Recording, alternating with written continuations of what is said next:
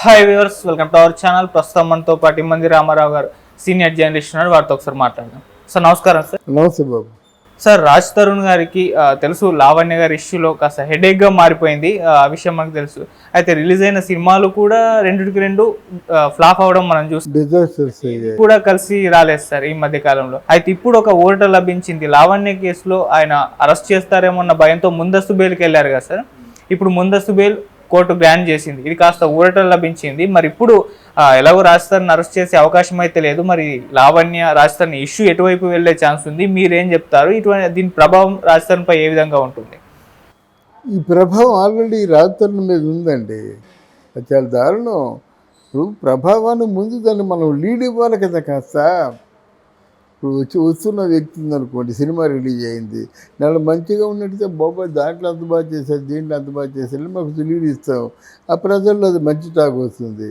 ఇక్కడ ఏంటంటే ఆ సినిమా రిలీజ్ అవ్వకముందు రాజస్థాన్ డ్రగ్స్, గంజాయి, మందు, గిందు, అమ్మాయిలు అంటే ఒక ఏమంటారంటే పురుషుల్లో ఒక డిస్టర్బ్డ్ పర్సన్, అంటే ఆల్మోస్ట్ చాలా వాల్యూస్ లేని వ్యక్తిగా వాళ్ళు ప్రజెంట్ చేసిన తర్వాత మరి పురుషోత్తముడు ఎలా హిట్ అవుతుందండి?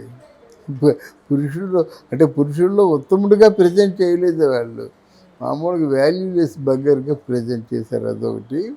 రెండోది, ఈ విషయంలో మాత్రం శేఖర్ భాష ఎవరో కానండి అభినందించాలి. ఆ డబ్బులు ఆయన వాదించినా లేకపోయినట్టు స్నేహధర్మంగా వాదించినా సరే, పురుష ప్రపంచంలో ఎన్నో చెప్పుకోలేని భాషలు ఉన్నాయండి.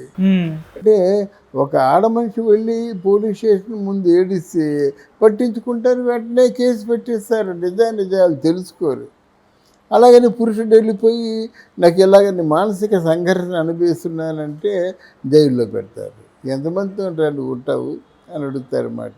కనుక ఆయన మాట్లాడే మాటలు, నాకు కొన్ని మాటలు మాత్రం చాలా మనసుకు నచ్చాయి. ఇలాంటి మగవాళ్ళు ఎంతోమంది ఉన్నారని చెప్పాడు, చాలా కరెక్ట్ అది. అందుకు నేను మాట్లాడుతున్నాను. లావణ్య ఎవరు? మతంతో నడుతూ ఉన్నది, డ్రగ్స్, గంజాయి అన్ని వ్యాపారాలు చేస్తుంది. ఇప్పుడు ఇంత పోరాడుతుందంటే ఇంత డబ్బు కావాలంటే ఎక్కడి నుంచి వచ్చింది? అంటే అది ఆరోపణలే కదా సార్. ఆమె వైపు నుంచి వీళ్ళు ఆరోపణలే చేస్తున్నారు, ఆమె ఆరోపణలే చేస్తున్నారు. ఇంకా అంటే అది ప్రూవ్ అయితే అవ్వలేదు. బట్ రాజ్ తరుణ్ మోసం చేశాడన్నది ఒకటి మాత్రమే నడుస్తుంది సార్. అవునండి. అక్కడ ఆమె ఈ పోరాటానికి ఏదో కొంత డబ్బు కావాలి కదా. మామూలు సింగిల్గా ఉంటున్నట్టయితే ఆవిడ చెప్పినట్టుగా ఇంత డబ్బు ఎలా ఖర్చు పెడుతుంది? ఛానల్స్ తెరడం కానీ, మనుషులు పురమాయించడం కానీ, సాక్ష్యాలు సేకరించడం కానీ, సంబంధిత రిలివెంట్ సమాచారాలు సేకరించడం కానీ, ఇదంతా మాటలతో అయ్యే పని కాదు. ఇప్పుడు ఈరోజు పోలీస్ స్టేషన్ల చుట్టూ పోలీసుల్ని ప్రభావితం చేసి వీళ్ళందరినీ మొత్తానికి ఏంటంటే జైల్లో పెట్టేస్తుంది, నా జీవితం అయోమయం అయిపోతుందనే భయాన్ని కల్పించింది కదా. అక్కడ ఏంటంటే రాజ్ తరుణ్ తాలూకు తల్లి తండ్రి ఇద్దరు ముసలి వాళ్ళు, హార్ట్ పేషెంట్లు, డయాబెటిస్ అన్నమాట. ఆ బాధ ఆయనకి అది. వాళ్ళు ఎన్నో ఆశలు పెట్టుకుంటారండి. ఎంత దరిద్రులు అయిపోయారంటే వాళ్ళకు కూడా బాధే కదా. అందువల్ల నువ్వు అనేస్తావు, దరిద్రుడా, ఇంతమందితో ఉన్నావు, తాగుతావు, తిరుగుతావు, గంజాయి తింటావు, డ్రగ్స్ తింటావు అంటారు. ఒక్కొక్క మాట వింటే ఆ రాజధాని తల్లిదండ్రుల గుండె ఎలాగుంటుందండి? అలాగా కనిపించని డ్యామేజీ రాజధాని జీవితంలో చేశాను. చేసిన తర్వాత ఏంటంటే ఇప్పుడు బెయిల్ ఇచ్చారు. బెయిల్ ఇచ్చిన తర్వాత మళ్ళీ కోర్టు హీరింగ్ పిలిచినట్టయితే అంటుంది, అంటే భర్తగా ఉంటే ఎటువంటి బాధ్యత వహించేవాడు, నేను విడిపోమని చెప్పని నేను కోరుకోవటం లేదు. ఆయనకి మనసులో నచ్చపోతే నేనేం చేస్తాను? కానీ మరి భర్తగా ఎంతైతే అమౌంట్ నాకు ఖర్చు పెడతాడో ఆ అమౌంట్ డిమాండ్ చేస్తుంది. ఈయనేమో అది కాదు, ఇలా ఉంటుంది వ్యవహారం, నాకు ఇవ్వండి, నాకు సినిమాలు లేవని ఏదో విధంగా ఈయన తాలూ వ్యక్తిగత విషయాన్ని తీసుకొని somehow they will stop some extent, ఎక్కడో సమ్వేర్ ఎక్కడో ఆగి ఆ అమౌంట్ వాళ్ళు పే చేసుకోవడం, ఎంఓ ఇచ్చే అండర్స్టాండింగ్ సెటిల్మెంట్ అగ్రిమెంట్ రాసుకోవడం, సెటిల్ అయిపోవడం, ఇదో పద్ధతి. లేదా అదే కోర్టులే వాళ్ళు విడాకులు ఇచ్చేస్తారు, కోర్టే ఇస్తుందన్నమాట. ఇటువంటి మనసు లేని జీవితం కాదు, ఆ అమ్మాయికి మంచిది కాదు, ఈయనకి మంచిది కాదని ఆలోచిస్తూ మరికొన్ని సాక్ష్యాలు ఆధారాలు సేకరిస్తూ ఇలా ఉన్నప్పుడేమో విడాకులు తీసుకోవడం మంచిదని చెప్పేసి చెప్తారు. అంటే మధ్యలో ఈ ఎవరి అమ్మాయి పేరు మాల్వి మధ్యలో రాకూడదు. ఆయన కూడా రాజధానులు కూడా మాల్వి ప్రస్తావన తెస్తే మళ్ళీ చికాకుల్లో పడతారన్నమాట. తర్వాత ఎవరినైనా పెళ్లి చేసుకోవచ్చు. అంతేగాని మాల్వి అంటే మాల్వి కోసం ఎంత ప్లాను వేశాడని చెప్పి చుట్టూ తిరిగి మాల్వి దగ్గరికి వస్తుంది.